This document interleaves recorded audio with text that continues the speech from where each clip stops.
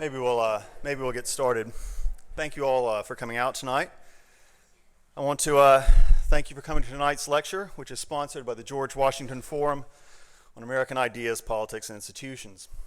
The Washington Forum is now in its third year of business, and we're pleased to be able to continue to bring to Ohio University speakers with views not always given a wide hearing on this or on other university campuses.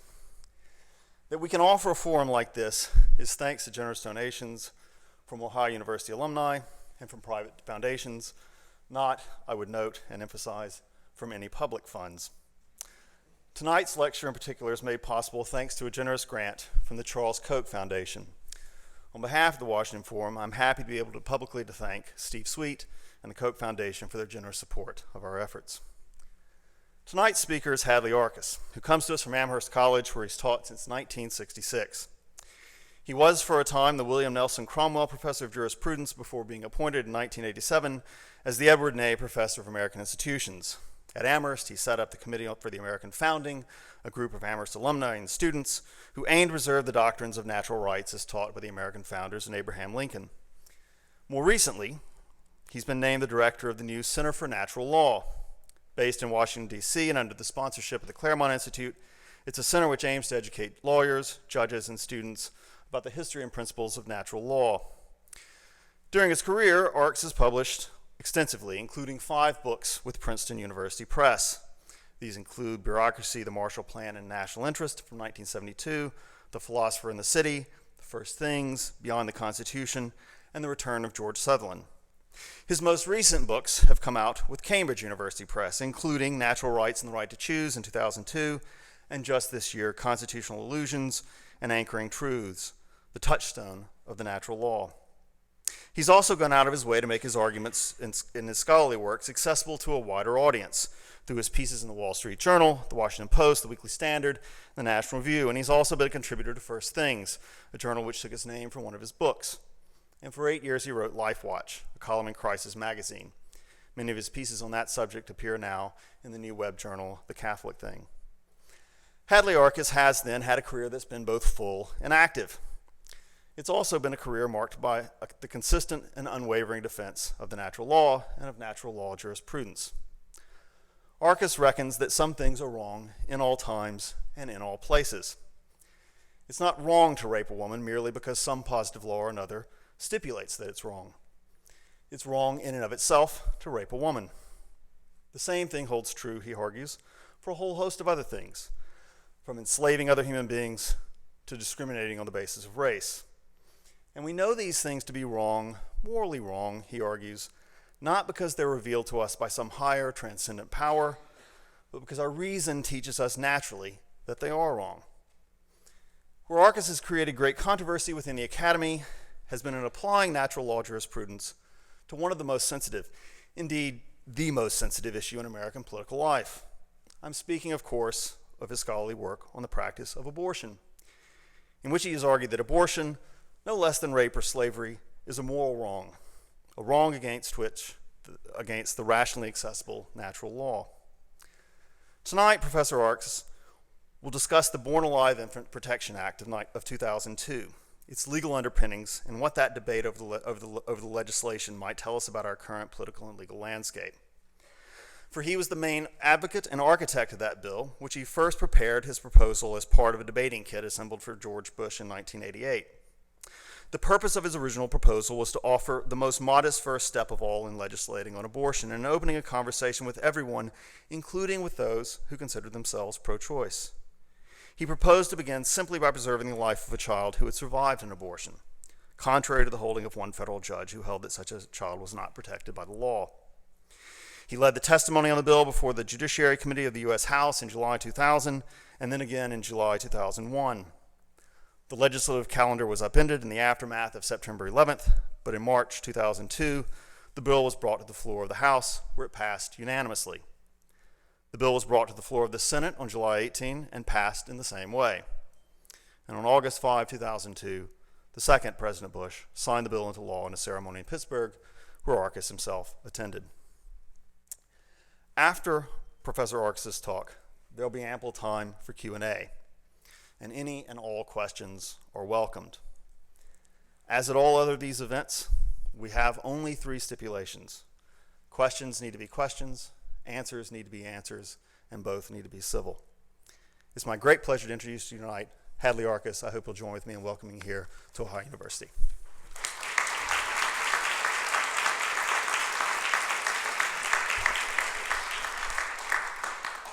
Those are tough ground rules. You mean my answers have to be answers, and they have to be civil?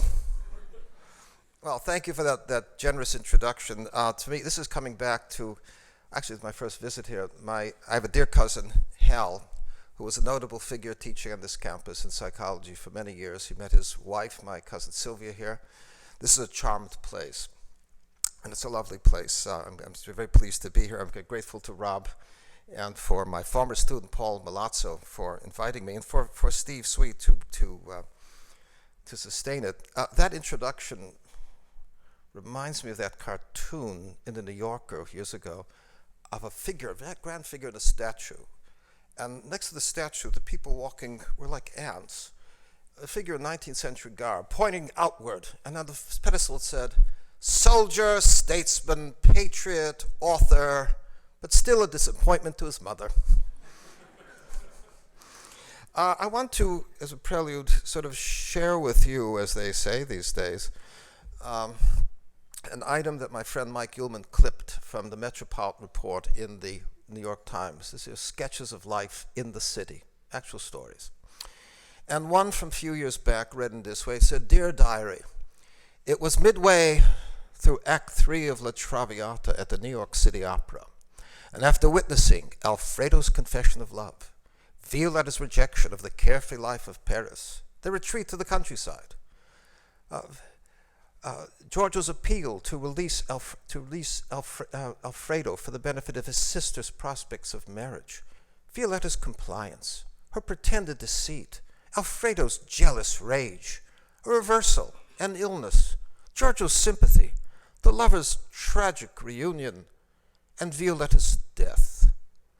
After all of that, I heard the woman behind me say to her companion, the same thing happened to my girlfriend Gloria. Now, I want to draw on the same blending of the grand and prosaic in offering this talk for you tonight. We settled on a talk called Natural Rights and the Right to Choose, which is the rationale and strategy of the bill that was called in that awful legislative language, the Born Alive Infants Protection Act.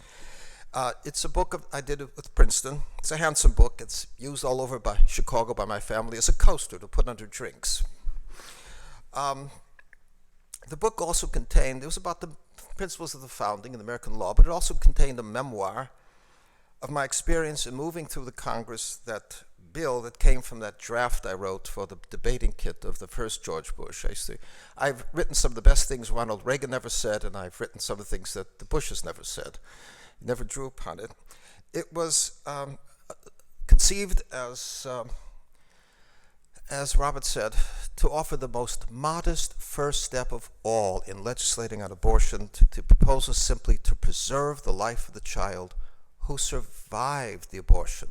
Because we had one notable case in Tennessee of a child who had survived an abortion for 21 days, undergone a surgery, and died. When the question was posed, was there an obligation to preserve the life of that child? The answer tendered by Judge Hainsworth was no. That is not a child protected by law. That is a fetus marked for termination. The right to an abortion is the right to an effective abortion or a dead child. The argument that I sought to have Mr. Bush make was that the matter of abortion was ruled so long by the courts that if we returned this matter to the political arena to be legislated on again, we needed a conversation. Even people who call themselves pro-choice thought that some abortions may rightly be restricted. No more than 22 to 24% of the public, in the surveys over the years, no more than 22 to 24% of the public has been willing to affirm a right to abortion as it came out of Roe versus Wade and Doe versus Bolton, a right to order an abortion throughout the entire length of a pregnancy, and even when the child came out, for any reason that a woman might regard as sufficient. The surveys of opinion have shown that most people in the country think that abortion should be preserved mainly for instances in which the life of the mother is in danger, that abortions shouldn't be used for the sake of relieving financial stress in the family, it shouldn't be used for the sake of removing impediments to a career, and certainly not used simply to avoid embarrassment. One seasoned observer noted over the surveys that about 60% of the public for years have been opposed to 90% of the abortions that are performed under Roe versus Wade. At the same time, the surveys indicate that most people in the country are reluctant to see Roe versus Wade overturned. Now, how do you account for that? My own surmise, since born out, is that most people in the country don't know what's in Roe versus Wade. The Gallup people did a survey and found that only 1 person in 10 in the public could give an accurate account of what's in Roe versus Wade. My dear friend Marianne Glendon at the law school at Harvard took a survey among 25 of her colleagues teaching at the Harvard Law School. Of the 25, only 5 could give an accurate account of what's in Roe versus Wade. So our modest proposal was understood simply as a teaching bill. People didn't know that one could have an abortion throughout the entire length of the pregnancy, that a child could be dismembered at the point of birth. Now, our bill would simply seek to break out a lot of information that many people in the public would find jolting. And it would plant premises in the law, premises on which we could build step by step. And our point was, well, if we persuade you for the next time, we may just save a handful of lives. If we persuade you to the next step, well, we persuade you. If we don't persuade you, then, well, we've saved a handful of lives. And from 1.3 million abortions to save a handful of lives is no trifling thing. We'll settle for that. I remember years ago giving a talk, making my pitch for this to the law school at Duke, and one young woman who'd worked for Planned Parenthood came up and said, I think this is sensible. I think we ought to do it. So in that spirit, let me go back for a moment to this matter of reasoning about abortion and the way in which I'd come to change my own views on this matter. And I prefer to avoid anything hinting of the self-righteous on this matter, since I really came to this issue rather late, in my late 20s. But my own account, I think, parallels that of many others, that we weren't led to this matter out of religious conviction, but through friends posing questions to us about a matter of principled reasoning and the evidence of embryology, and confronting us with the evidence. My own dear friend, Dan Robinson, who was one of the founders of the neural sciences at Amherst in psychology, I remember I was saying to him, it looks like a tadpole.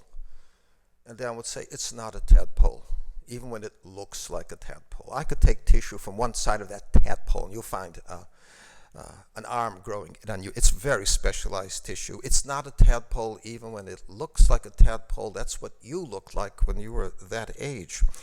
And I recall being riveted by Paul Ramsey's account as he traced the fetus and the embryos back stage by stage. And he pointing out, for example, that between the 18th and the 20th weeks of pregnancy, the fetal heartbeat could be heard with a simple stethoscope. And indeed, as we know now, the fetal heartbeat can be picked up and heard with vaginal ultrasound as early as 5.5 to 6 weeks. And about 62% of people in the country think you shouldn't have an abortion after you can hear the heartbeat.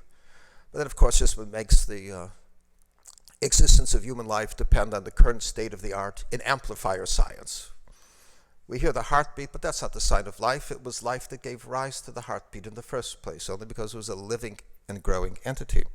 And as you trace it back, at 12 weeks, the structure of the brain was complete.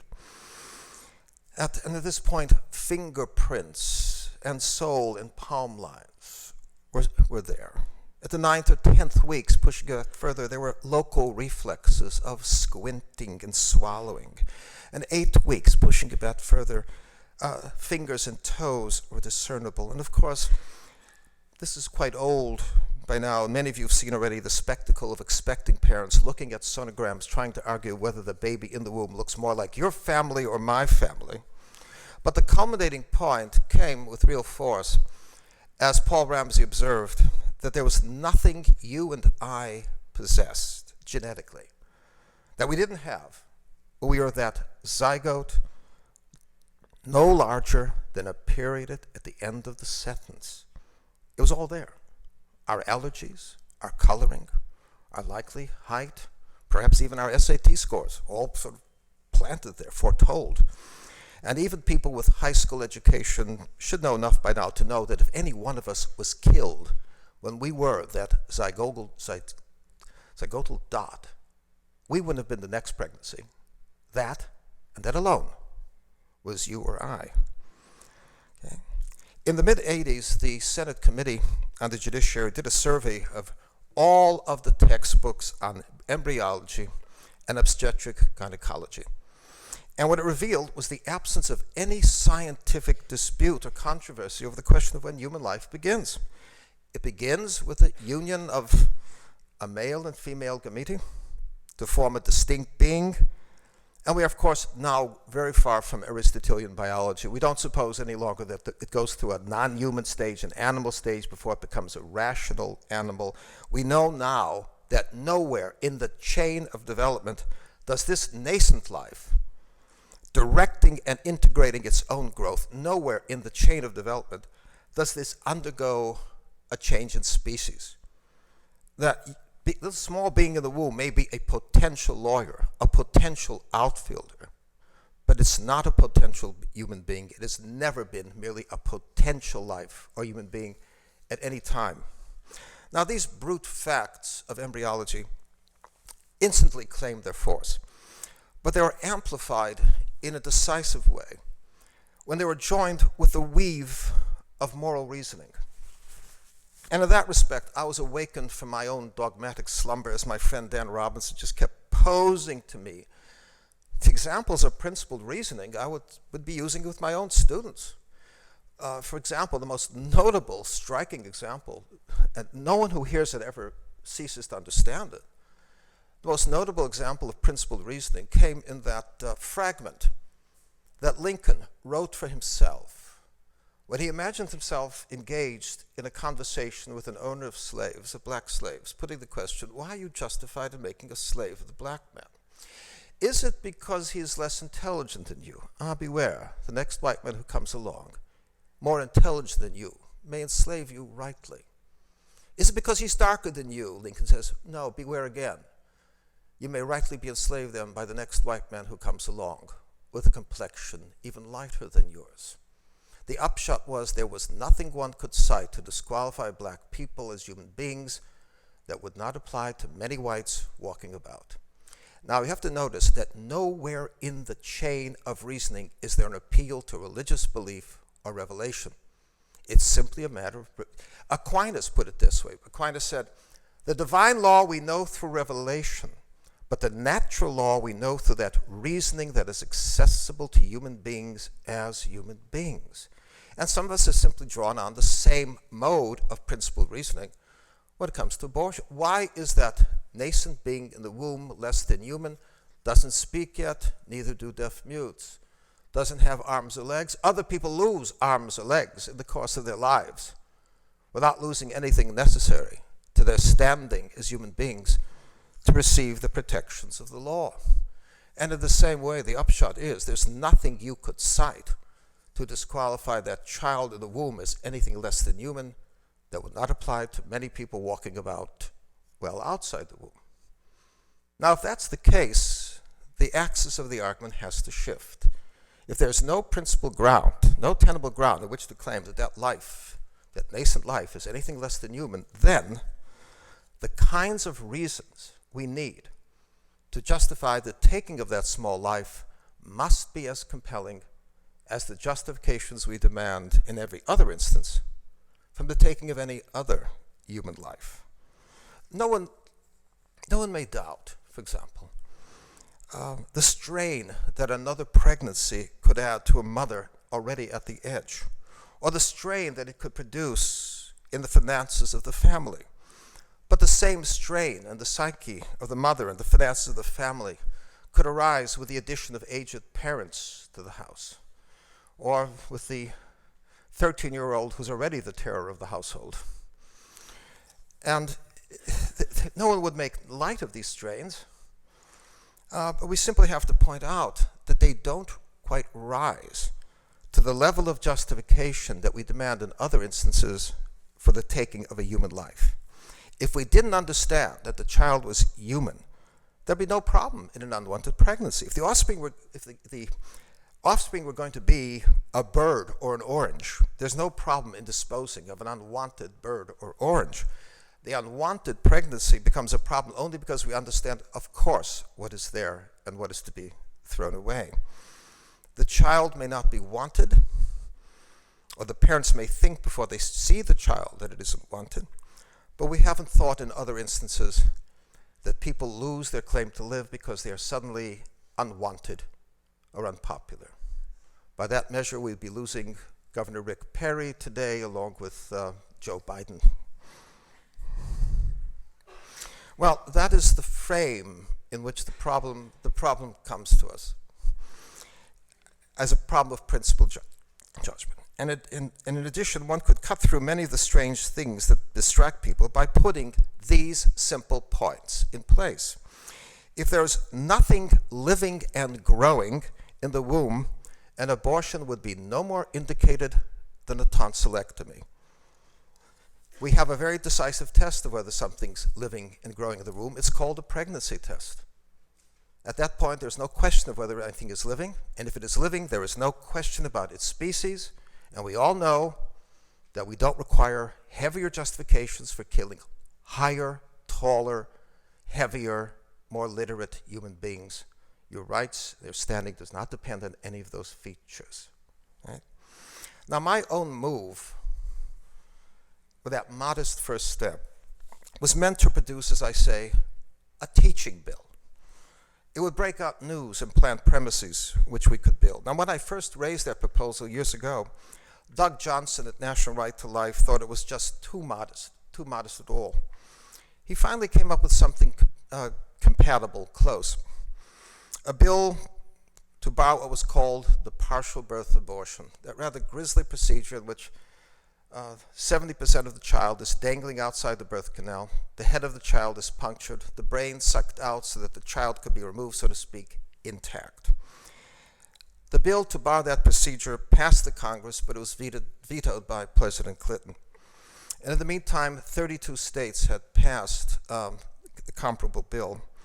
And it was a key moment when the Supreme Court in June 2000 struck down that bill on partial birth abortion in Nebraska and by implication in 32 other states. I remember being in the courtroom at the Supreme Court the day they did it. That bill would be passed again by a later Republican Congress and signed by President Bush in 2003. But in the meantime, there was a crisis when that first bill on partial birth abortion was struck down. And in that crisis, Doug Johnson of National Rights said, well, maybe we ought to retreat to Hadley's bill, that most modest bill of all, simply to protect the child who survived the abortion. And yet there was also a deeper, better reason for going back to that simpler bill, because Judge Richard Posner in Chicago in the Seventh Circuit would twit us. He'd say, but you people, you never made a claim to protect the child herself.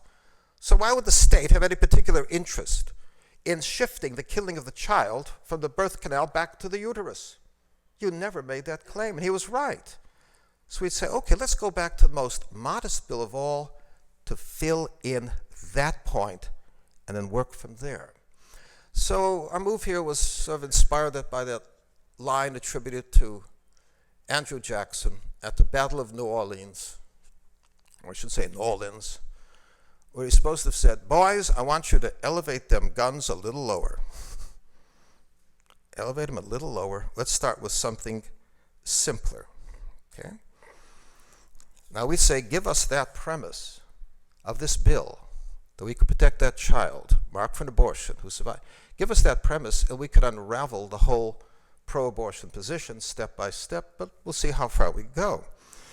The hearings opened in July 2000, and as Robert said, I was given the privilege of leading the testimony there, as I would be again when we had to resume work on this bill in the next Congress. And when I say that with our simple we could unravel the whole pro-abortion position, that was confirmed very grandly on the first day of the hearings when the National Abortion Rights Action League, NARAL, actually came out in opposition to the move to preserve the life of the child who survived the abortion. They actually did. Some of my backers just couldn't believe they would do such a thing. It seemed incomprehensible, but it revealed a deeper truth here, which was that our adversaries on this bill understood the bill better than some of my own allies in Congress, because they saw, as the way some of the Republicans did not, they saw the principle that lay at the heart of the thing. Because they knew that if we could protect that child marked for an abortion, of course it would give rise to the question, what was different about the same child 5 minutes earlier, 5 weeks earlier, 5 months earlier? Okay? NARAL saw clearly that its position was being decisively undermined, and that's why at the end of the day, Representative Jerry Nadler from Greenwich Village had a whole circle of pro-choice activists around him, very worried about this thing. And Jerry Nadler, who's getting larger even as I stand here, Jerry Nadler, very smart, was telling them, no, don't make the party embarrass itself. Don't make us embarrass ourselves by asking us to vote against a bill to protect a child born alive. This is a very modest bill. Just give in. It's a very modest bill. It doesn't even have criminal penalties now. Just give in. Don't give these people the argument that they want that draws attention to the bill. Okay? And that what became the Democratic playbook. Just play rope-a-dope. The playbook didn't get out to one notable member, the state senator in Illinois, Barack Obama, who didn't understand the strategy, so he went out front to oppose the Illinois version of the bill to protect the child born alive, and he became the only national political figure to stake out opposition. When the matter was raised during the campaign of 2008, he seemed to bring forth a strategy drawn from Chico Marx, which was, who are you going to believe, me or your own eyes? Would you believe that someone of my large nature would do something like that? Yes, you exactly did it. Well, when the bill came up, it went through the Judiciary Committee, markup 22-1. It was floating through the Congress too easily because we weren't getting the argument we wanted. So we said, and you students of political science may find an interest in this, we said, let's go back to the old convention that Felix Frankfurter used to recommend of having preambles before bills that put forth their premises and their purposes. And so we would say, if you vote for this bill, it's coherent only if you assume that even the child marked for an abortion has a claim to the protection of the law that cannot pivot on whether anyone wants her. We said, look, if we have it wrong, amend the bill. Amend it. Do you protect the child because it pleases you to protect the child? Would you cease to protect the child when it ceased to please you? Well, tell us. But if the first premise is right, then it seems to follow that that child has an intrinsic dignity of her own that merits the protection of the law, an intrinsic dignity that cannot depend on her location or whether she serves the interests of anyone else. And then a third one we threw in for the lawyers, very important lesson, that if the Supreme Court can articulate new rights based on the Constitution, the legislative branch must be able to vindicate the same rights on the same part of the Constitution where the court discovered them, and in filling them out, marking their limits. Whatever an abortion is, it can't be the right to kill a child born alive. What cannot be tenable under the American Constitution is that the Supreme Court can articulate new rights and then assign to itself a monopoly of the legislative power in defining those rights. Well, we did draw the argument, but it was among the moderate, so-called moderate Republicans, not the Democrats. A bunch of moderate Republicans threatened to join with the Democrats in closing the Congress, closing it down at the height of a presidential election if we went to the floor with those inflammatory findings. I remember Charles Kennedy, the chairman of the committee, saying, do you people think there's a constituency for infanticide in your district? Well, to our surprise, the leadership gave in, and they gave in for political reasons. As Henry Hyde reasoned, you can keep a pro-life majority only by keeping in the Congress certain Republicans who are pro-choice, and if this makes them uncomfortable, we have to give in to them and respect their judgments. Well, the bill passed like 380 to 15. We didn't get the argument. It came back in the next Congress. Thought, well, do the preamble. We'll do the preamble again. Everybody wanted it, but the new chairman of the committee, Jim Sensenbrenner, thought, no, Henry Hyde brought that bill in 380 to 15. I'll look like a weak chairman if I don't bring it in at 380 to 15. And we told him, look, Jim, we don't want the box score. We want the argument, Now, one of the surprises during the campaign of 2000 was that George W. Bush, we thought this would be the easiest thing for him to talk about. We thought he could go into places like New Jersey and Connecticut where Republicans want to vote for Republican, but they're put off by the issue of abortion, and he could have said, look, we disagree on so many things. Can't we find common ground on this one? But he never did it, because I think there was a kind of disinclination on the part of the Bushes to talk about this issue.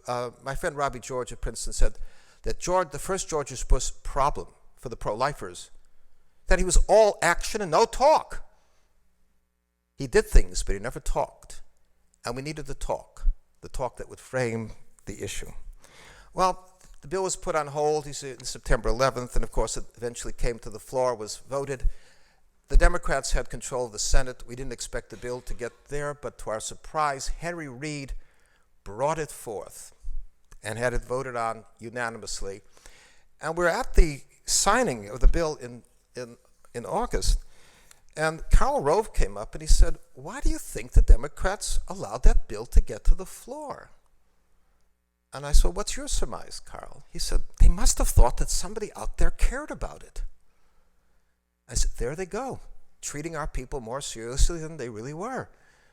Because if that bill failed, the Republicans were going to draw on any political capital for the sake of rescuing it. All right? Well, in the aftermath, I had I remember an email from Karl Rove a couple months later saying, this bill, the Born Alive bill, it was so elegant and it was so simple. Is there anything else you have in the drawer that's like this, that follows? I said, are you kidding? I've got a drawer full. And they don't even require an executive order. But he never made use of anything.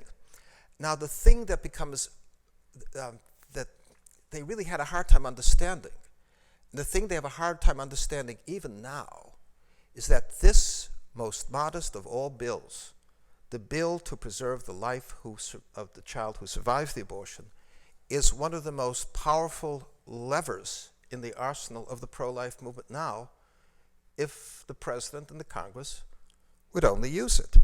Let me show you how. For the sake of making the bill a pure exercise in teaching, Charles Kennedy, the chairman of the committee, dropped any penalties. We had civil and criminal penalties for taking the life of a child born alive. We dropped those penalties. It's a teaching bill. Now, they could come back to the Democrats in Congress and say, look, you voted unanimously to make it wrong to take the life of a child who survived an abortion, but you never added the penalty. What kind of a penalty do you think should be attached to somebody who kills a child born alive? Would it be at least as serious as a moving violation in traffic? Tell us what it is, but then no, we'll make it even easier for you, something even gentler.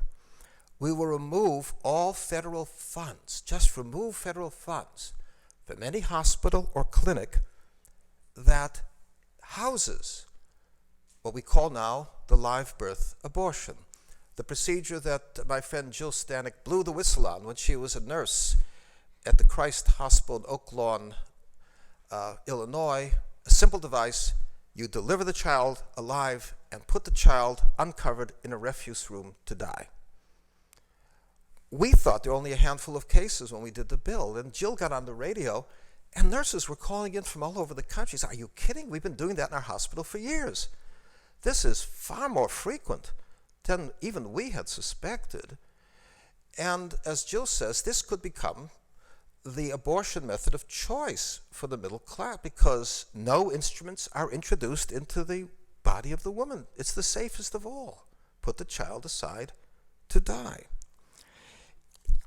I would have had Mr. Bush and President then say, thicken the plot in this way, by just raising the question with the Judiciary Committee, tell me what constitutes a recipient of federal funds.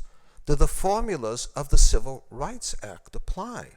The kinds of things that came up with the Civil Rights Restoration Act of 1988, done in response to Steve Sweet's School of Grove City College, if a student simply receives a loan from the federal government, the whole place becomes a recipient of federal funds? No, Milton Friedman said, well, by that, no, anybody walks into the A&P with a food stamp, the whole A&P becomes a federal facility, recipient of federal funds. So I wanted Mr. Bush to ask the question to the Judiciary Committee, tell me, do the formulas of the Civil Rights Act apply?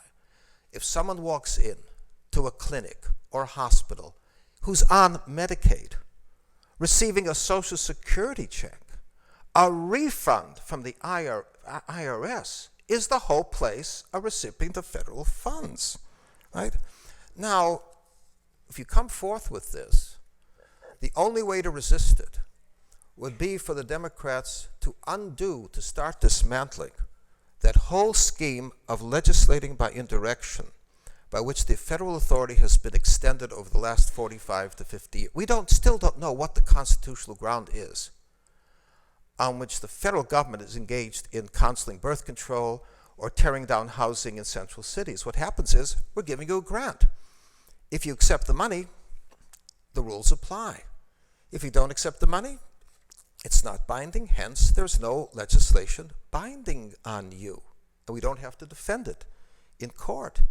So line to the forces of pro-choice, and Bush says, well, do you want to dismantle that whole scheme by which the federal authority has been extended?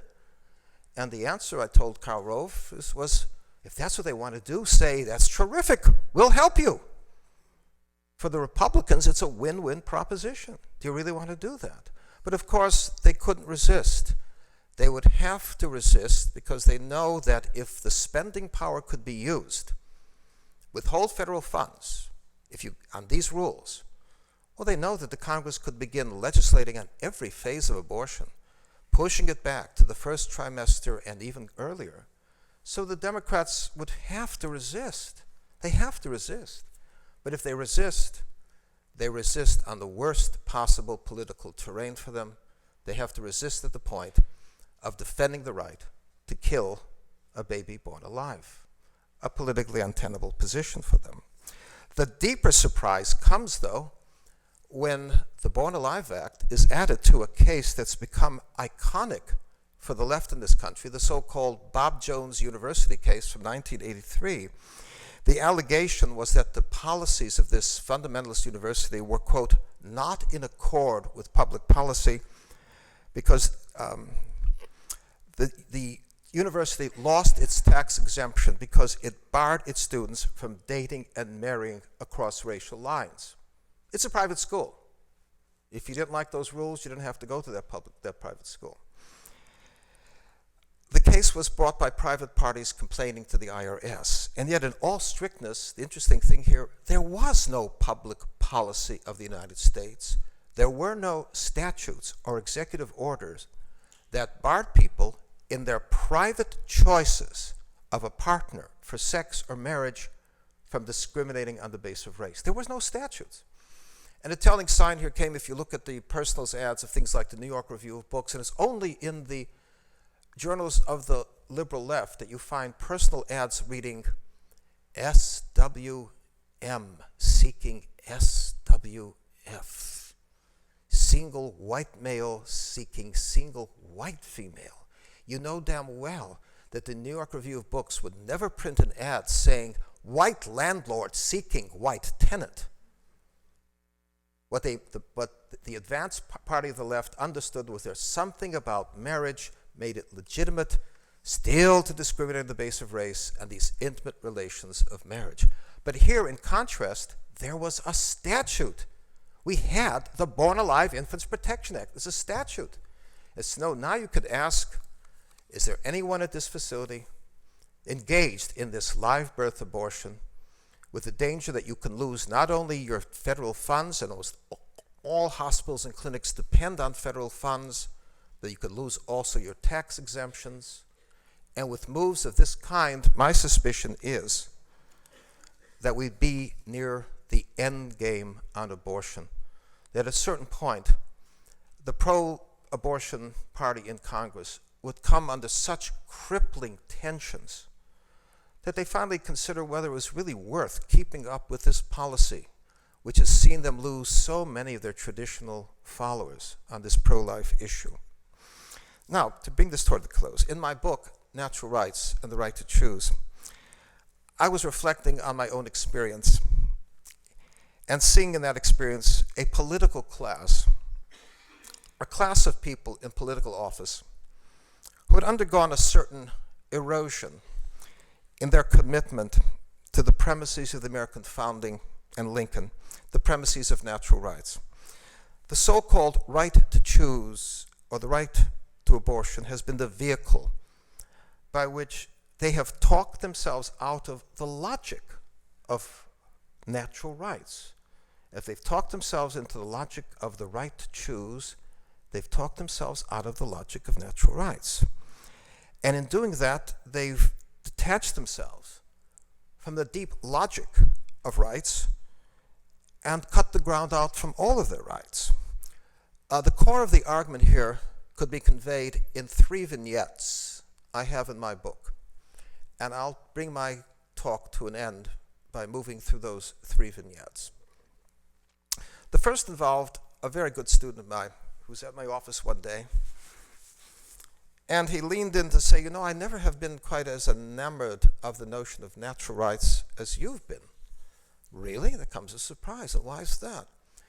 Well, the conversation took a turn, and it came at center on that man who in the gutter who's broken his own life. And I say, why, even in his diminished state, do we consider some intrinsic dignity residing in him? Why do we consider him, even in his broken state, a bearer of rights? And my student did what could be called a kind of postmodern song and dance. It was our culture and the lens by which we've come to view him. I said, whoa, time out. You're talking about us and our perspective. You've stopped talking about him. Him. I want to know, is there something about him, some intrinsic importance or dignity of him, that becomes the source in turn of rights of an intrinsic dignity? I had returned not long before that from a trip to the Holocaust Museum in Washington. I had a commission to do a magazine piece on the Holocaust Museum. And as I took a turn in the building, I came across a scene probably encountered by people in this room. The vast vat filled with shoes, where the Nazis were trying to find things they could salvage or sell again. And curiously, what came flashing back at that moment were those searing lines from Justice McClain in his dissenting opinion in the Dred Scott case, where he leaned in and said, "You may think that black man is chattel, but he is a creature made in the impress of his maker. He's amenable to the laws of God and man, and he is destined to an endless existence." That is, he has a soul that will not decompose when his material existence comes to an end. Now, I thought you could grasp at once the dramatic difference by realizing that the Nazis looked at this scene and they thought the shoes were the durables. The shoes were the durables. And finally, there's a scene I recall in the book from Brookline, not far from me in Amherst, the scene of a shooting at an abortion clinic. 2 people were shot. And a few days later, a woman was there with her newborn daughter in her arms, saying, "I'm here to preserve for my daughter the same reproductive rights that I've enjoyed, including the right to destroy that infant daughter right up through the time of birth. We say, really, that's interesting. Is that some kind of species of natural right that she has, those reproductive rights? You know, James Wilson once raised the question, if we have natural rights, when do they begin? And the answer was, when we begin to be. If they're a species of natural rights, her reproductive rights, then she had them as a woman, she had those rights as soon as she began her life as a female. Which is to say, she had them when she was in her mother's womb. And if she had those rights already in her mother's womb, the mother simply couldn't have been enfranchised. To remove all those rights by sweeping away in a stroke the bearer of those rights. So it must be rather that reproductive rights are trumping. They trump everything else. So the child acquired her rights, as the mother said, in a grand Nietzschean gesture, I now confer rights on you, because there's nothing about you incompatible with my interests. Now, if that is the story, what I want to point out to you, it doesn't begin with a recognition of anything of intrinsic value in the child herself that becomes a source of rights of intrinsic value. What we see rather is that a right does not arise from anything in the nature of the being. A right is something conferred by the powerful, those in a position to confer them, and they last only so long as it suits the interests of the powerful to keep them. So what if even if we say now, what I'm not willing to concede, but if by the time I work through this I say, let's suppose there is that right to abortion. What kind of a right is it? It's not a natural right. It's a right that's conferred by the powerful as it suits the interests of the powerful. It can be withdrawn by the powerful, right? At any point. The right to abortion is on the same plane as the right to use the squash courts at the college. It depends on the sufferance of the people with power. Okay?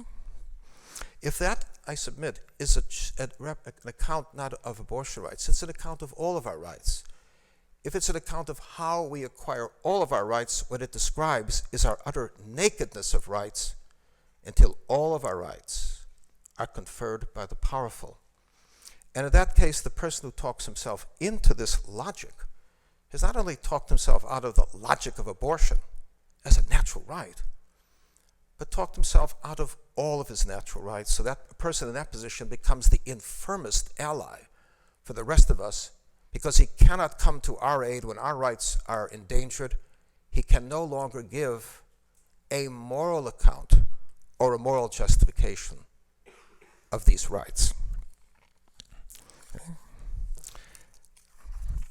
I go to my close.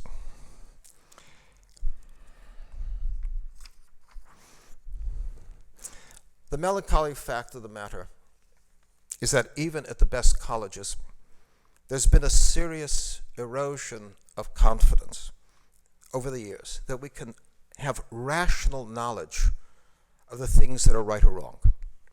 And so we shouldn't be surprised to find that even affable people with decent motives and a college education fall into paths quite plausible and familiar that move them away from the sense that there's any importance attached to the discipline of giving reasons or justifications for your position.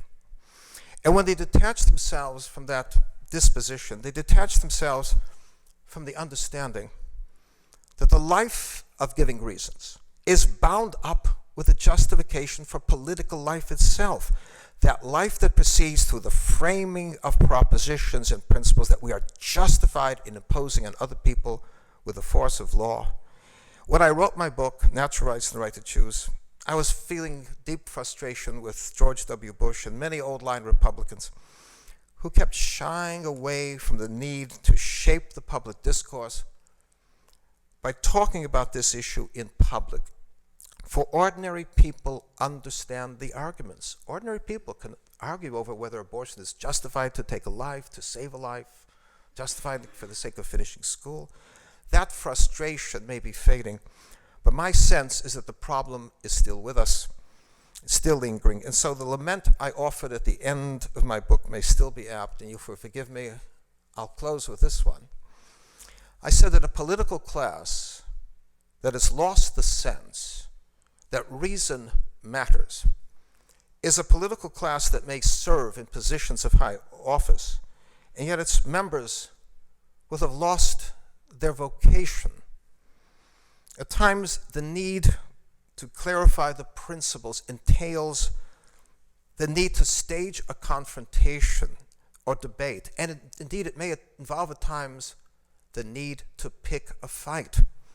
A political class that is persistently reluctant to show that spirited nature will produce not merely a politics that is banal, but a politics, you might say, that is denatured. Because in removing the conflict, or removing the argument, one may gently remove as well the moral substance. Aristotle remarked, in one of his most memorable observations in the Physics, that if the art were in the material, we would expect to see ships growing out of trees. But ships were not part of the world of causation produced through the workings of the laws of nature. Ships were part of a world governed by design, by the awareness of ends, by the shaping of reasons. We may be bringing forth a political class now, I was lamenting. We may be bringing forth a political class more and more detached from the sense that there's any particular importance in compelling the other side to come out with their reasons and make them their own. Now, to a political class molding itself in that way, we may not only ask, where is the reason that gives meaning to political life, but where in all of that is the art? That is, where do we find the distinctive hand that shows your work? Where do we find the design that marked your understanding, the touch that reflected the experience that you had cultivated? And where, finally, do we find the impression, lingering through time, that you were here? Thanks very much.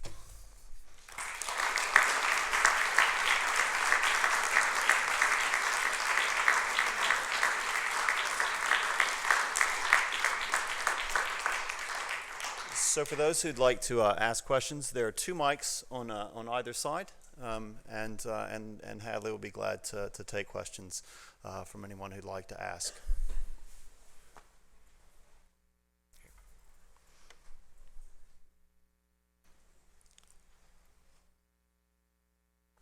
Oh, great. No questions, I can go. I'll do consent to you. Ah, okay. Maybe I'll start. Oh, you have a question? Yeah, well, I'll just ask one. Let's see if we have. How do you know a natural right when you see it? Right? How can we distinguish natural rights? There are 100 some odd people in this room, and I suspect that maybe there'd be 50 different answers on what a natural right would be. How do you distinguish a natural Now let me ask a right? question. How many of you asked the permission of your chairs before you sat in them? When our students come up and say, show me that those natural rights exist and show me why this makes sense, we said, don't you understand that the whole scheme of natural rights is that we must govern differently a creature like you who raises those kinds of questions. The understanding of natural rights was that the case begins with the inequalities that exist in nature. The old understanding was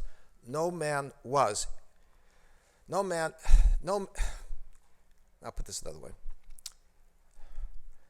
No man is by nature the ruler of other men in the way that men are by nature the rulers of horses and dogs, and God is the ruler by nature of men. And Jefferson said, anyone who denies that must assume that the mass of mankind were born with saddles on their backs, and a privileged few were born with spurs on, ready to ride them. Then, even in this age of animal liberation, we still don't find people signing labor contracts with their horses or dogs, or seeking the informed consent of their household pets before they authorize surgery on them. But we continue to think that those beings who can give and understand reasons over matters of right and wrong deserve to be ruled with a rendering of reasons through a regime that has to justify the things it puts forth as laws binding on people. Now, Lincoln said that to rule another man as a slave is to rule him without his consent, is to rule him in the way that human beings may rule properly dogs and horses. The argument for natural rights was, these rights are grounded in the nature of human beings, and that right, not to be enslaved, will be a right that's intact in every place in the world where that nature remains the same and human beings are still distinguishable from animals. Right? Now, it doesn't make sense for people to say, ask me, tell me how do you know this is right, without presupposing in their answer that there's a true answer here, that I can say something they find less than persuasive. They must have access to the laws of reason in judging whether my reasons are persuasive, unpersuasive, true or false. And that's what we mean. We have a creature in the domain of reason, a being who can give and understand matters of justification. And the old understanding was, these are moral agents. Remember Lincoln in the Cooper Union address recalled the case of those black slaves who didn't throw in with John Brown. And he said, as unlettered as they were, as unschooled as they were, they still could see that the schemes of this crazy white man were not conducing to their well-being. That is, even as uneducated as they were, these were beings who had the capacity to reason about the state of their own well-being. They did not deserve then to be annexed to other people and the purposes of other people without their consent. Right? Well, that's now what I used to tell my students when we do these courses is that we can work in this course under the codicil that everything here could be wrong. Because to phrase the problem in that way is already to suggest that we have access to the laws of reason in judging whether this argument, these cases, these claims are plausible or implausible, true or false. They're conceding that the whole thing will be done through the currency of giving reasons. Now, look at the way ordinary people, put the matter to themselves. A person gets off a plane from London to New York. We've usually supposed that we don't have to look at his passport in order to protect him from an unjustified assault in the street. His claim to that kind of protection from us does not hinge at all on his citizenship and the passport he's carrying. We tend to assume, though, that he's not free to go over to the City College of New York and seek entrance at that subsidized rate of tuition that the people of New York are willing to make available to one another. Right? We've long recognized in a natural way certain rights, you might say, that arise for all human beings wherever they are, and certain rights that arise only out of particular enclaves, like the right to use the squash courts at Amherst College or the right to have access to the library at Ohio University. We had a couple of years ago the demonstrations done on behalf of people who were here illegally but who sought to become citizens. And the argument was raised that they have a right to become citizens. Well, I thought it should be evident that if they're claiming a right to become citizens, that right could not arise from anything in their citizenship because they are not citizens. So they must be invoking some body of principles to give us a claim as to why they should be admitted to the circle of citizenship. James Wilson, one of our founders, said that the American law will in fact contain a principle of revolution. Blackstone and others said you couldn't have that. Revolution is incompatible with the system of laws. But when Wilson says American law will contain a principle of revolution, he was saying America begins with the recognition that there could be a wrongful law, that something could be passed with all the trappings of legality and still lack the substance of justice or rightness. Right? Now, I would submit to you that those are simply recognitions among ordinary folks, that people have those understandings locked away in their own souls, and they will come out. And all we're doing, it's rather like Plato's Meno. We're asking you things that you already know, and so much of knowledge is a matter of unlocking what's already contained there. You have a question over here. I'm sorry, this is not a question. You claim to want to talk about reason, and I think that's very admirable. I want to talk about reason as well. I'm a person who is pro-choice and have been for many years, and I think that the question is not just natural rights, which I don't believe you have adequately sustained just what natural rights are, but it is also a question of the lives of people, the lives of women, the lives of families.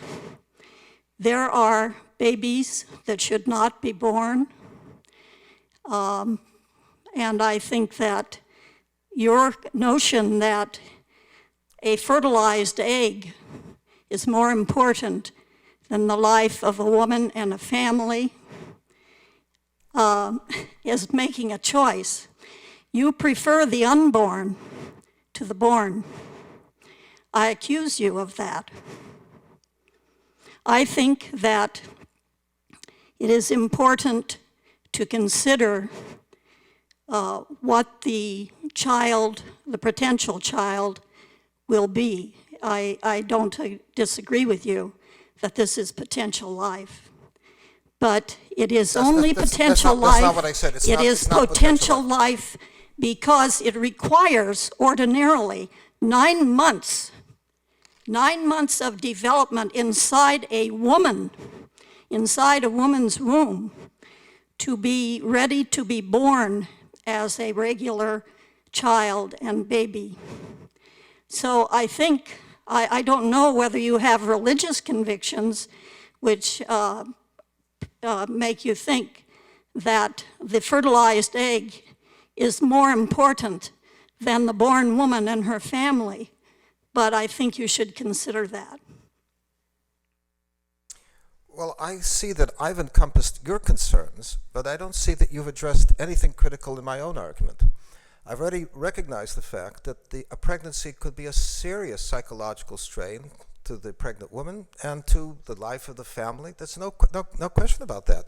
But I frankly don't see how you have answered the most serious questions that have been embedded in the laws for years before Roe versus Wade. I don't see, if you look at embryology, it is not a potential life. We know when life begins. We know it does not change the species. If it is living, it cannot be anything other than human. I don't see what answer you provided to the question of whether there is any principled ground on which I consider that life as anything less than human.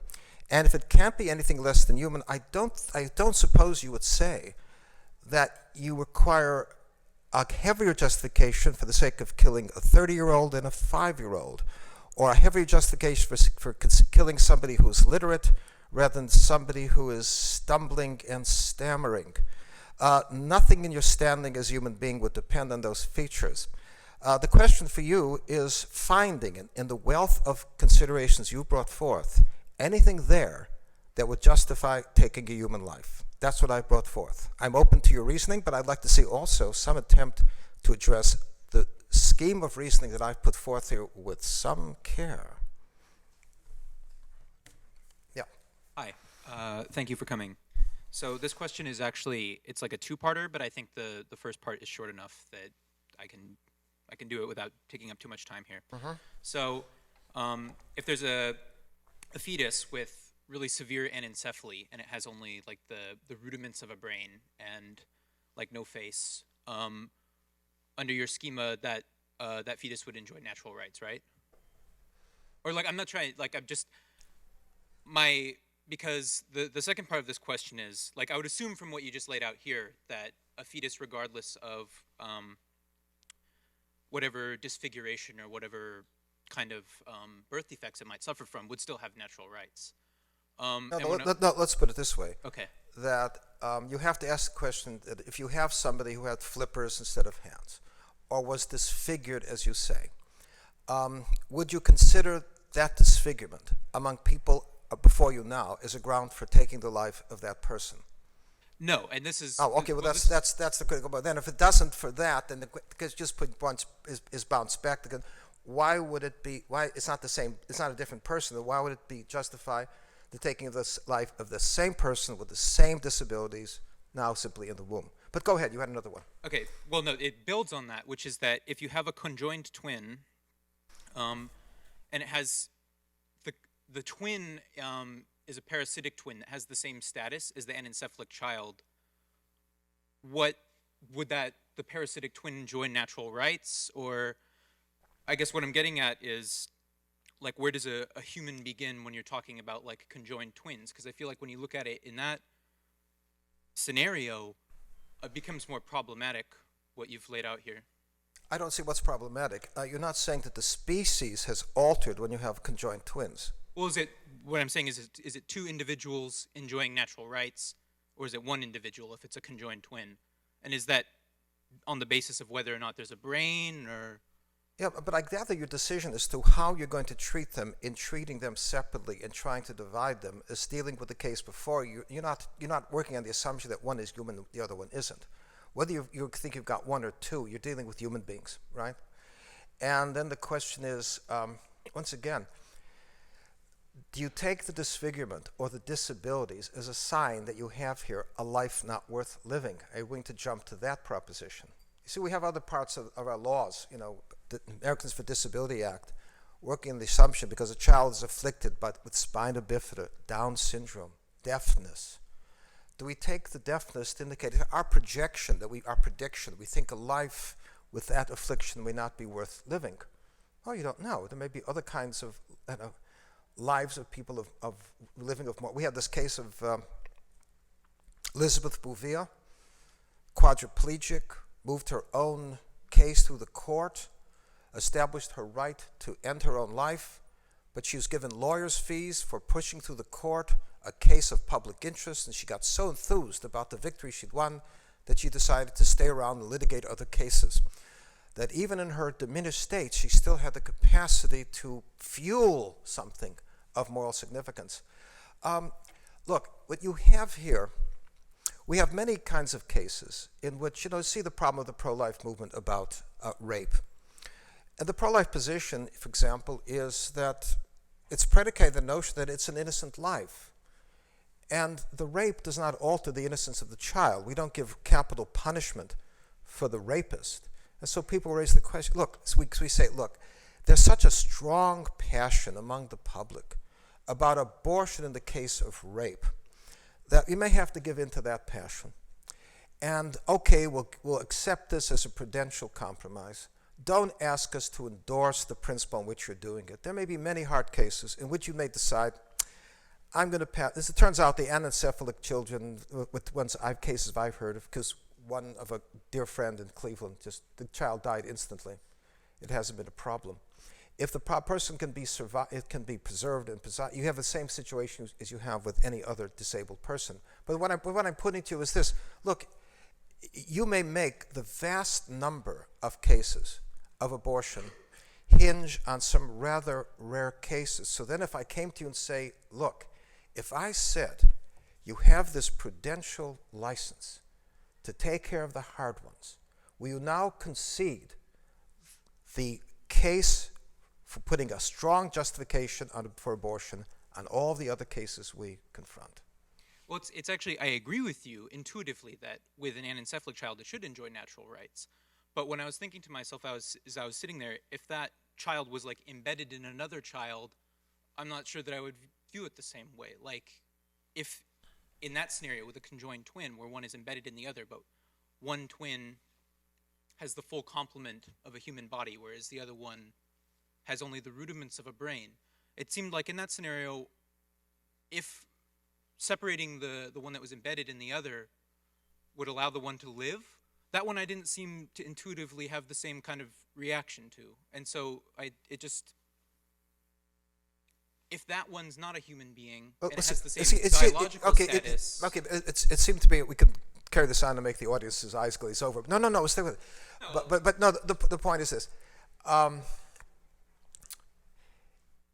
The conundrums you're dealing with are not really puzzles that lead you to the conviction that the child you cannot save is less than human.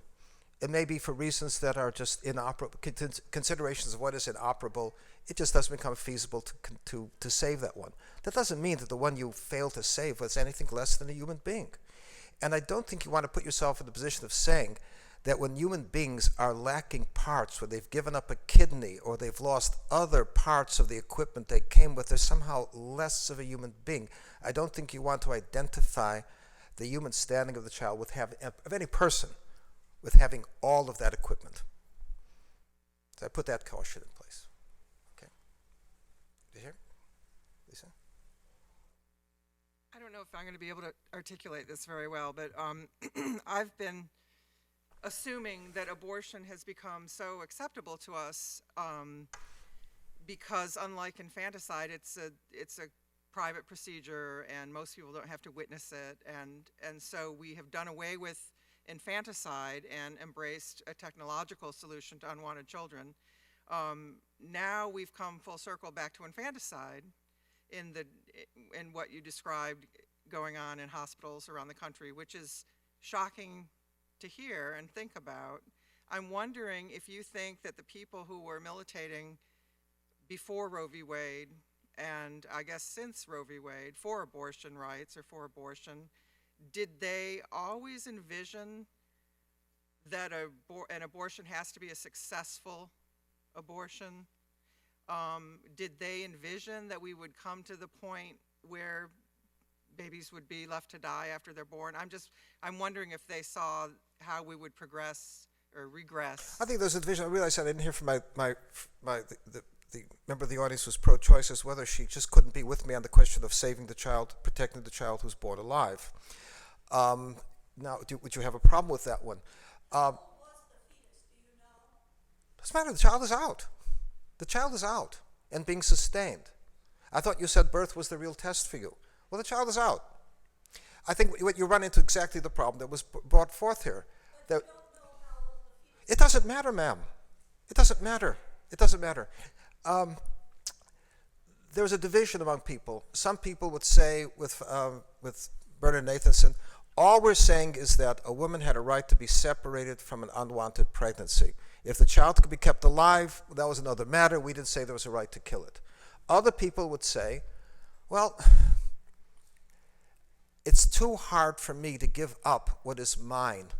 It is hard for me to I bonded with a child, and it's hard for me to give up the child I see. It is easier for me to kill the child than to give up what is mine. The Marxists used to criticize this as a bourgeois notion of property. I can't give it up because it's mine. I'd rather kill it. I think there was real division over that matter, but it's the problem of how you separate this from infanticide, and the hard part. Look, the hard fact that even the proponents of choice have put, as people like Naomi Wolf and Camille Paglia and others say, let's not pretend here. It is human life. It's a child. What we're claiming is simply the right to kill for one's own interests. And we say, well, that is a novel claim in the law. I have a right to take another human life as it suits my own interests. Well, that's a claim that is so jarring that even people who are pro-choice are reluctant to make it. But then to cope with the problem, they slide into something even scarier yet. They'll simply say, we don't know what is a human life, so I will not claim the right to take another human life as it suits my interest. I will simply claim the right to declare who is a human being as that suits my interest. So I think this is a problem that is afflictive. Now look, we just have here, I just was sent some feminist writing. There's been a real tension among the feminists over the question of sex selection of abortion. There's a bill before the Congress right now to bar abortions in the case of sex, people wanting to have an abortion because the child is of the wrong sex. And we've had literature pointing out there's a radical imbalance in the demography. There's like 100 million women missing now. It's going to have a profound effect. And so we have feminist writers inveighing against this, saying this is wrong, it's been wrong to be done, then accusing me of having some role in planting the premises, but not facing the question of, well, do you think it's actually wrong to kill a child because of her sex? Quite apart, see, from what you fear is going to happen as you move down the road, as we draw out the implications of the position, the things you would have to decide now is it in fact wrong to kill a child solely because of her sex? And if so, can that kind of procedure be rightly banned? Is it right to kill a child who survives an abortion? You may say, if we give into this, it will lead further down the road to some serious, yeah, that could be, maybe, may not be. But you still have to face the question before you. For the sake of protecting unimpaired, undiminished that right to an abortion down the line, are you willing now to refuse to protect the child who survives the abortion? Okay. I think the man behind you has had a question. He's been nursing for a long while. Okay. That gentleman was actually... Yeah. Oh, Miss Good, yes. Hi. One of the things that always interests me about rights discussions is what happens if two rights come into conflict with each other. And something that I think you only really touched on quite late in the talk was the issue of the notion of reproductive rights. And it's been you phrased it in the language of the right to choose. But I wonder what happens if you rephrase it as the right of control over a woman's body, particularly in the light of your arguments about slavery and tying one life to someone else. And in that case, I guess my question is the right of a woman's right to control her own body a natural right? Well, we've never conceded in the law that so-called control of your own body, because we have laws for years that bar you from renting your body for the pleasure of others, bar you from injecting heroin into your own veins, making your body available to other countries in a time of war. The Supreme Court itself refused to credit that notion because the Supreme Court insisted that abortions could be confined to hospitals, even though a woman could say, I've used midwives, but I've had abortions at midwives before. I should be the sole judge of what I can do with my own body. And we don't concede that. But then the deeper issue is that may be, but your right to control your own body has never been a right, even traditional law, to suicide.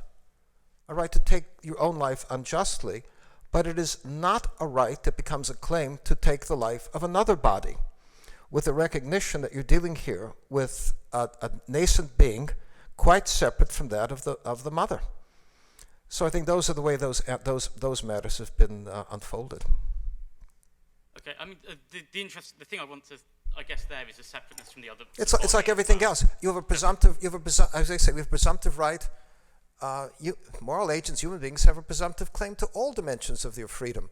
But it's also understood that any use of your freedom could be used wrongly for the sake of committing a wrong to others or yourself, selling yourself into slavery, committing suicide, self-murder. There was a recognition once of things so wrong you didn't have a right to do them even to yourself, and we had a term for it. We called them, anybody remember? Unalienable rights. Rights that we could not waive or alienate. So yeah, no question there may be, but the fact that it's your body, does not mean that many restrictions can be placed on what you do with your own body, and especially what you may do in control of your own body in inflicting unwarranted hurts on others. I guess I'm just interested there because of the language that you use with slavery. If there is a right of the government to restrict what you can do with your own person, then what makes slavery what makes slavery naturally or as of right wrong? When the government can make those restraints itself. But it goes back to that rudimentary question, does it not? Of what makes a human being different from a horse or a cow, right? Remember Lincoln saying, we've ended the foreign trade in slaves. And what is it? It was simply a matter of people catching and selling wild horses on the edge of Africa, selling to such as would buy them. But you've never thought of hanging people for selling wild horses, wild buffalo, wild bear. What's different? What's different here is that you're not dealing with buffaloes and bears. You're dealing with creatures who can reason about the ground of their own well-being. And so the only thing explains this is your understanding that those creatures carry a little more significance, that they deserve to be treated with justifications, and in the way that horses and cows would not. Now, even my friend Dan Robinson used to make the argument on abortion on the premise simply that the fetus is an animal. He simply bring forth all the restraints that have been put forth on the killing of animals and the torture of animals. Look, when the partial birth abortion was done and litigated in New York, Judge Conway raised the question to one of the anesthesiologists there, did you ever think of administering anesthesia to that child with 70% of the child dangling out of the birth canal when you're puncturing its head? Are you doubting that that child could feel pain? Why didn't you do that? And the simple answer was that it doesn't count. We've made a decision that that being doesn't count, so its hurts would not be recognized. See. So sort of this, part of this will hinge on your recognition of what are you dealing with? Are you dealing with human beings? Are there certain requirements of justification that must come into play when you're starting to remove or diminish the freedom of human beings, or establish the terms on which those lives may be ended for the satisfaction, the interests, or even the pleasure of someone else? Nothing especially arcane. I would be reluctant to use rights casually. We might say, look, I have a presumptive liberty to walk down the street toward my apartment in Washington.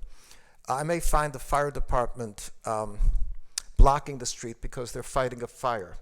I don't think my right has been impaired, or my constitutional rights or natural rights have been impaired. I had a presumptive liberty. It could be restrained with justification for my safety and the safety of others. And when that happens, I don't say, my rights have been removed. I said, yeah, I had a presumptive liberty. It's not rights in conflict, right?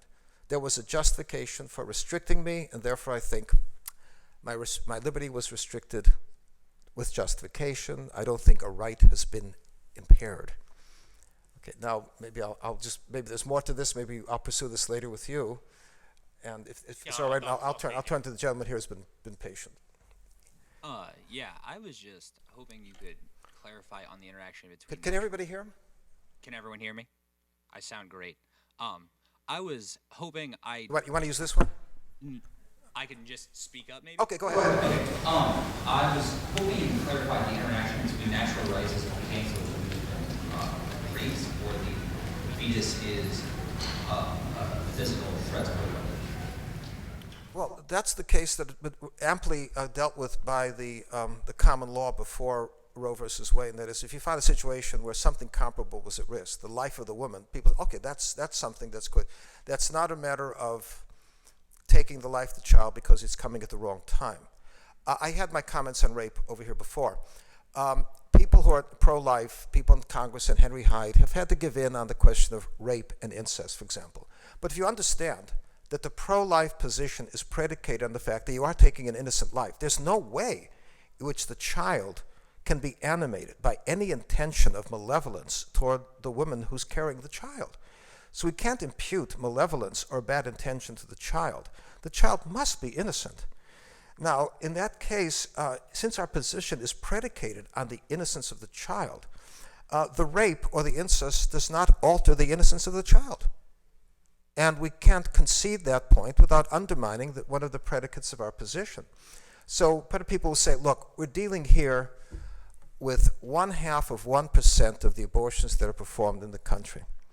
There's a strong public passion on this. We'll accommodate that passion, and we'll accept those cases and hope that as we establish that larger framework in which people understand why it is portentous to take a human life and why there are compelling requirements about the justification for taking life, that many people working within this framework will find reason to back away from it. My friend Seth Leipson and his wife were involved in a conversation, and this one woman said to her, "Would you not accept abortion in the case of rape?" And she said, "No, because my brother was conceived in case of rape."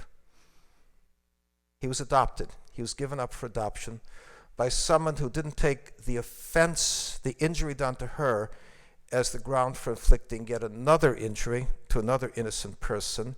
And because of that, that child could be sustained and adopted. Okay. You did directly mention rape there. I was hoping. I'm sorry? Could you also directly address if the fetus is physically a threat to the woman? I did. Okay. Yeah, sure, yeah. This perfect. I have a historical question. How much of natural law did the framers know about, discuss when they put together the American Constitution? This is the freest country where natural rights seem to me to be the most respected. Yeah. Did they talk about it? Was that? Yeah. It was quite in the air. James Wilson, in his famous lectures on jurisprudence, raised, as I alluded to, that question: if we have natural rights, when do they begin? And he said, the common law. So we've had infanticide in Greece, but the common law casts its protection over human life from the first stirrings in the womb, which is to say, as soon as we know it's there. That's how they knew it then. But the assumption was, if they'd have, even before this advanced embryology, they had no question about what was in the human womb, right? So, and they were, as they were persuaded about that these rights arise from nature for any human being, not because they were conferred upon us by the powerful, then of course those rights arise presumptively for any human being. And this understanding pervaded the founding with the concession, however, for slavery. But even with slavery, there was a point of recognition that by nature slavery is wrong. The old understanding was slavery is so wrong it can be sustained only by positive law, meaning there's a recognition in the past, reflected in Aquinas and others, that sometimes the law does all it can do by compressing evils. It may not be possible to eradicate all kinds of evils. All you can do is try to compress evils or wrongs to acceptable limits. That you cannot expect to make human beings into angels, right? And so at times there must be a need for statesmen to make an accommodation with an evil. The founders thought they were doing that with slavery. They would not mention slavery in the document of the Constitution. No word to endorse slavery. They put restraints on the foreign slave trade. They put restraints on the expansion of slavery within. So as Lincoln can come back and say later, all of the earmarks were earmarks of a policy to refuse to legitimize, refuse to endorse. They're earmarks of a policy to contain and compress, not promote and encourage. It was part of a policy to put slavery in the course of extinction. Now some of us drawing on Lincoln saying, look, we may have to make an accommodation where people have a passion for abortions in the case of rape or incest. We cannot see how it's strictly, but people have a strong passion for that. Let's see if we could simply teach the main principles that people pick up on right away. Roger Rosenblatt was astonished years ago to find that most people in the country did not think it was warranted to abort a child because the child might be deaf. They didn't think it was warranted to take the life of people who were deaf, and not warranted to take the life on someone who might be deaf, quite apart from level of gestation. Now, I think the evidence all about you that ordinary people can reason about these things. We do it every day, just as I reason about my freedom to walk down the street to get to my apartment. I mentioned today I saw a youngster on Connecticut Avenue in Washington with a bicycle about to go on the subway. And I said, my gosh, you can do that? He said, yes, but not during rush hour. He understood his liberty was being restrained, but he understood his rights were not being impaired. Well, what I'm suggesting to you is that people do this every day of the week. They make these decisions every day. And in the same way, before Roe versus Wade, ordinary people working through the laws they were passing in their legislatures, were able to reflect their opinions and come to an understanding of the grounds on which these things are justified or unjustified. Well, I've probably kept you here long enough. Let me just, I was once got off a stage in Virginia by using those last lines spoken by Oscar Wilde before he died in his hotel room in Paris, which was, either this wallpaper goes or I do. But I'll leave you with this one, that old 19th century judge who said, I don't know whether by these exertions of mine I've settled the law or unsettled it, but I hope I might have put it into condition when a mind better than mine may one day settle it. Thanks very much for listening tonight.